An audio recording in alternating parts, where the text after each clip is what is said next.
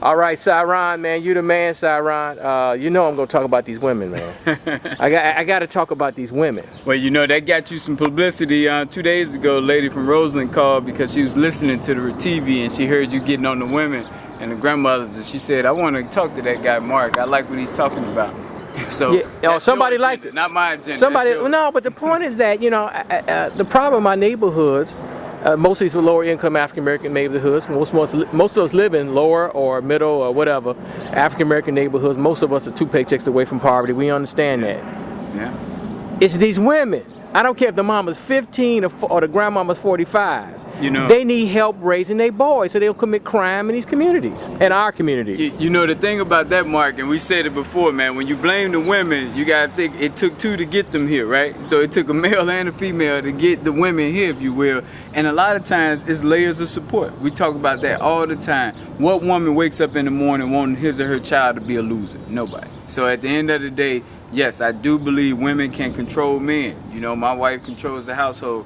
So I do believe that, but if they haven't been taught that, conditioned, been exposed to it, how you expect them to know that? Now, you know, after interviewing you, I'm gonna go see Aisha Butler. Aisha Butler told me it's 500 organizations in Inglewood. 500. Yeah. But Inglewood is still Inglewood. Well, first and foremost, congratulations, Aisha. Great job. I know she got the award the other day, and rightfully so. She deserved it. I posted on her Facebook page to remember the small people as you continue your climb. But going back to the Inglewood neighborhood and all the organizations, you can count this organization, this zip code here, 60629, the Marquette Park neighborhood. Same thing. You got so many independent non-for-profits working to make some changes in the name of humanity. But the unfortunate side to that is a lot of times it becomes a fundraising mechanism for the founder or the few 5 or 6 people on their staff. So it's unfortunate, but we got to do something to hold them accountable so they can really do what their job is, block by block. Block by block, man. But you know, like I said, I come out here in the morning time because I dare not come out in the evening. But you know, because you know, I know, like I said, I was talking to a guy the other day. You know, there's a lot of older people in our community because they're getting older. Like I'm getting older, we all getting older. And when you get older, you just don't want to be. You don't want to be around young people, man, because they loud.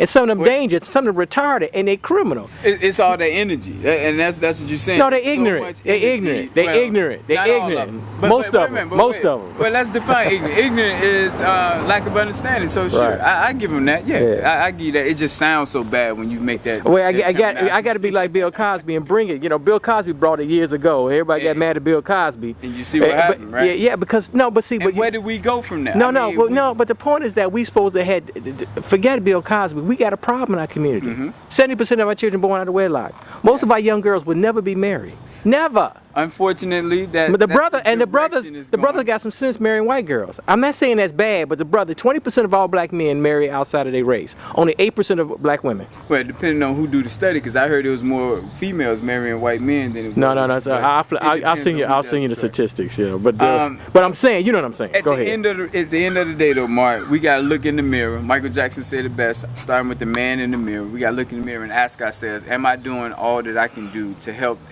myself, my family, and then the block. I always go back to the block because a lot of functional people, they literally leave a block and go help elsewhere, and it's really. I don't want to help nobody on my block. But Mark, I gotta, like you just challenged the women. Right. I gotta challenge you to say, you know what, you gotta give a damn about. But I'm scared of my people, man. They don't know how to act. They're ignorant.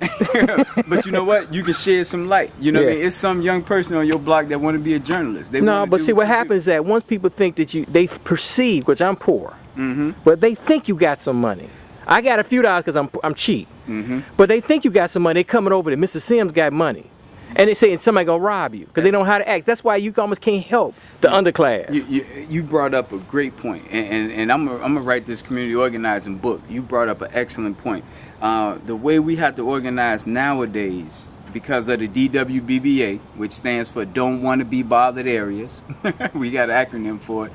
Because people don't want to be bothered, it's the trust issue, which what you just spoke about. I'd rather help outside my area so I don't get too close to the locals that when I'm away from my home, they coming in my home. Valid, real valid, I get that. But here's how we got to organize around that. At the end of the day, in that one household, you might got grandmama that you're real cool with, but her 19-year-old son is the one that you got to worry about. So what we got to do around that is we got to be able to get grandma to help us block by block, whether it's making phone calls, getting her church involved, things of that nature. And then we got to get other neighbors in that age bracket of that 19-year-old or the 21-year-old to make sure that we saying, here's the rules of the block. No blasting music out loud, no littering, no disrespecting the elders and whatnot. And then you bring the other young people, they age over there, to talk to them and get them in agreement with that. And because we allowing them to have fun together outside the block area, it'll give them that somewhat respect to honor what we talking about on the block. So valid issue with not wanting to help. Yeah, but you know, you're a community organizer. You understand social contagion. Social contagion is all around us. You know how that is and whatnot. What's up? Yeah. I just seen you on TV a few times. I can't put you on though, man. Go ahead. What's up? This is back good, brother. Yeah. This you know Syron Smith? Yeah. He on more than me, man. But he the one that puts it on. All right. You know, so. Hi, good brother. Keep surfing, yeah. But see, you famous, Mark. You all the way outside your zip No, code, people man. know me because I've done it for 20 years. That's all. But now I put people like you on more than me. But that's the natural progression. When you made it, then you want to see other people make it. Unless you hating it. I know I'm sort of relinquishing my ego as I get older. But that's what I'm saying. Just like me, I don't want to be. I literally, people say, why you not on channel 7-5 and all this stuff? I lay low. Because the key for us is how do we uplift other people. We got 19, 20-year-olds we need to be boosting up as the next organizers of the city of Chicago. So I'm with you on that. Now, social contagion, before I got thrown off, social contagion is all around us. And in neighborhoods, lower income neighborhoods like Inglewood, what are we in, Inglewood or West Inglewood? This is Marquette Park. What is the line at? What's the line at? Western? Western's the line. Western, that's 3-6 and considered Western. So when I was a kid, Marquette Park was all white. Oh yeah. Lily white. Hey Mark, I don't know if you remember, you did one of your first interviews with me right up the street, 4 blocks west of here at the Marquette Park. Yeah. We sat there when I was living on Albany. Right. And we talked about some of everything from Dr. King getting hit with a brick over here. Let me get back to social contagion, because social contagion was in Marquette Park years ago that, you know, we don't want these blacks moving up in here. In fact, they stoned Dr. King just a few blocks from here in Marquette Park. He said, I never seen such hostility, not in Alabama, no Mississippi. He saw more hostility in Chicago. Yeah. But all those whites are gone. Not all of them. No, believe it or not. But 99%. I know they got the Lithuanian statue. I've done video over there at the park. But I'm saying, but most of them are gone. But you're right. Majority are gone. But here's the key. And I don't blame them for wanting to get away from certain dysfunctional behaviors. Right. Just like black folks get away from dysfunctional behaviors. Exactly. Yeah, a lot of them still live here, but they don't hang out on the porch. They have an agenda. They go places. They like me. I ain't hanging out on the porch. Or they on the backyard. That's so you don't see them. Right. So they here, Mark. Don't think they not here especially. Yeah, but they gotta be 10% of it. Yeah, they got a 10%. Oh yeah. I mean, definitely, most of them are gone. But the social contagion of the day was keep those Negroes out of our neighborhood. they're coons and jigaboos or whatever, right? That was social contagion of the day, if you will. I mean, I'm stretching the whole term of social contagion, but now our neighborhoods is flipped. Social contagion is the hood. Play the loud music. Throw paper on the ground. Don't do well in school. You white. You acting white if you do well in school. So that's the social contagion of the hood. Unfortunately, that's the paradigm where we at right now. And it's not just, you say a hood, urban America. That's the paradigm right now. And the successful blacks that can afford to, they fled. They left already. That's right. So they did just like you said the whites did a long time ago, where they're living now on the outskirts of the city. And they come in, visit the grandmama. But even some lower income African Americans, and especially we're about a couple blocks from Inglewood, West Inglewood. West Inglewood. But even lower income African Americans had enough of other low income African Americans, and they're fleeing from the cities. Because it's really, I like to call it lifestyle more so than income. Income does predict lifestyle, unfortunately, too often, but it's really lifestyle. What do you do? If you're not working, why should I go to sleep early?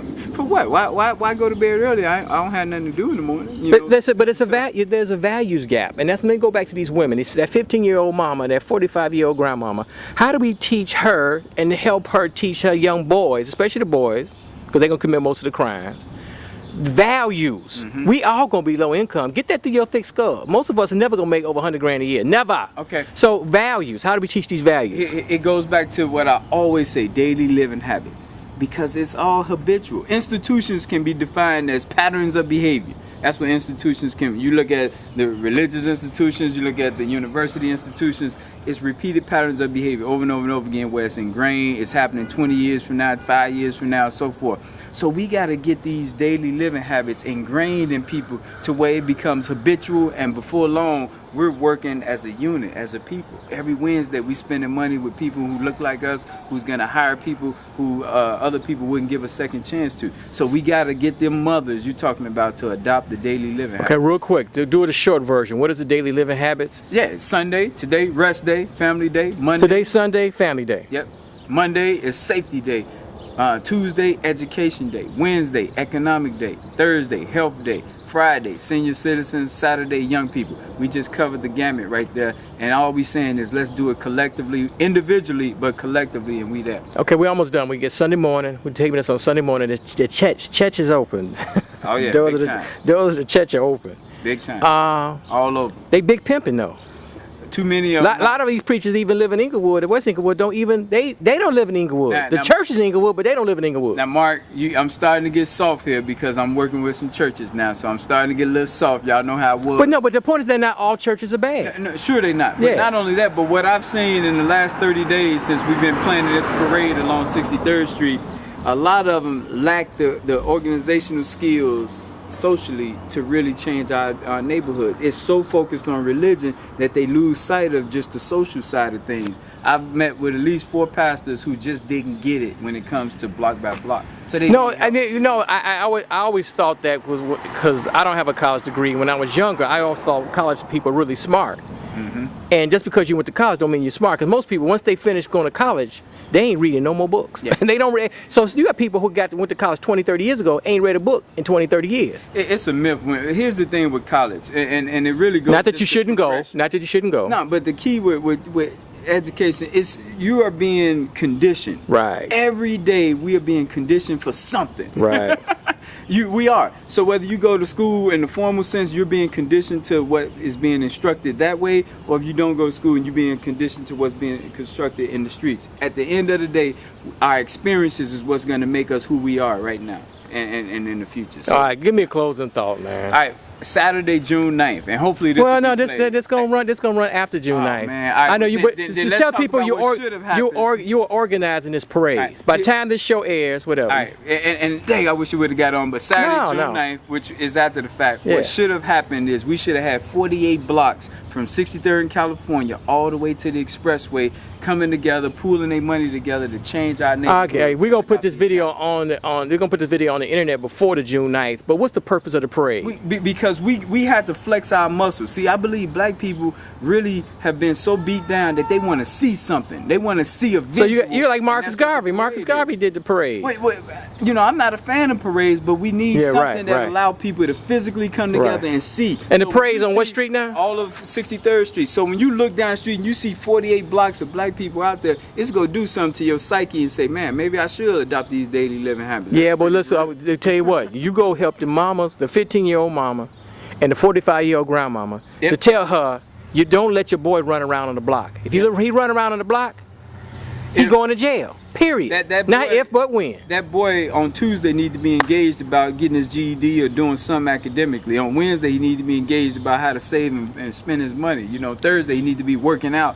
So tell the mamas and grandmama to call you. Oh, definitely. 312 area code 405-8844. 312-405-8844. Call me anytime. I get calls at midnight, 1 in the morning. If I don't answer, I'll call you right back.